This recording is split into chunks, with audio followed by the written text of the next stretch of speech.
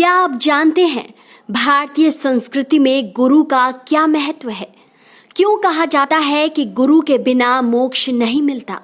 यहाँ तक कि सिद्ध संत भी बिना गुरु के स्वर्ग के द्वार तक पहुंचकर लौट जाते हैं।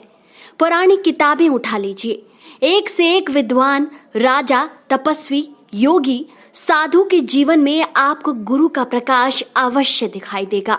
इसलिए कहा भी गया है, बिन गुरु ज्ञान नहीं, यानी गुरु बिन ज्ञान न उपजे, गुरु बिन मिले न मोक्ष। भारतीय संस्कृति पश्चिम संस्कृति से कई मायनों में बेहद खास भी है, क्योंकि केवल एक भारतीय संस्कृति ही है जहां गुरु पूर्णिमा का विशेष दिन गुरु को समर्पित किया गया है। महर्षि वेद व्यास जी के जन्म दिवस को गुरु पूर्णिमा के रूप में मनाया जाता है और माना जाता है लगभग 5000 साल पहले इन्होंने ही वेदों का संकलन किया था।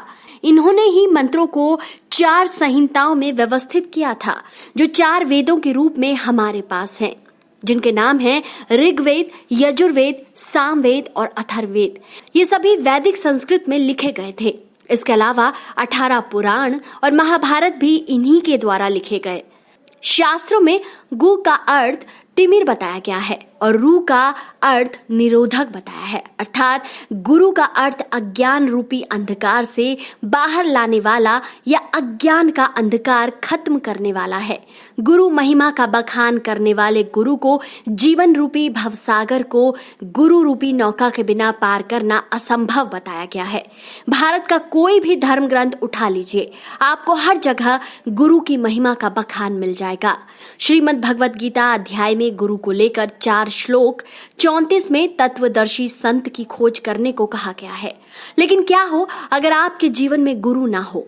आपको जानकर आश्चर्य होगा कि गुरु पूर्णिमा का दिन जिस गुरु को समर्पित है, उनके पुत्र को कहीं जगह नहीं मिली। उन्हें पृथ्वी लोक पर बार बार आना पड़ा। आप भी सोच रहे होंगे कि आखिर ऐसा कैसे संभव है।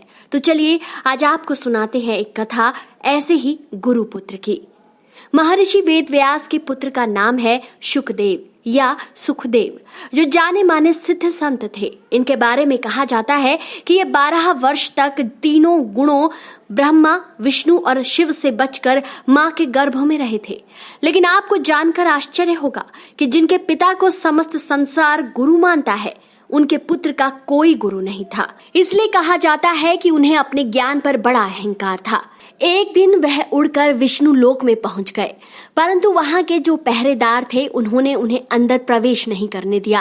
कारण था गुरु का ना होना। उन्होंने पहरेदारों से बड़ी प्रार्थना की। अंत में भगवान विष्णु जी से उन्हें मिलने की अनुमति मिल गई। विष्णु जी द्वार पर सुखदेव से आकर मिले, किंतु उन्होंने बिना किसी आदर सत्कार दिए उन्हें पुनः पृथ्वी पर लौटने को कहा। सुखदेव बड़े दुखी हो गए।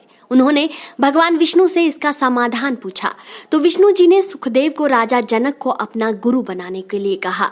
विष्णु जी का यह आदेश मिलते ही सुखदेव जी ने राजा जनक से नाम दीक्षा प्राप्त की। शास्त्रों में कहा गया है कि बिना गुरु के हर मनुष्य को 84 लाख योनियों में विचरण करना पड़ता है।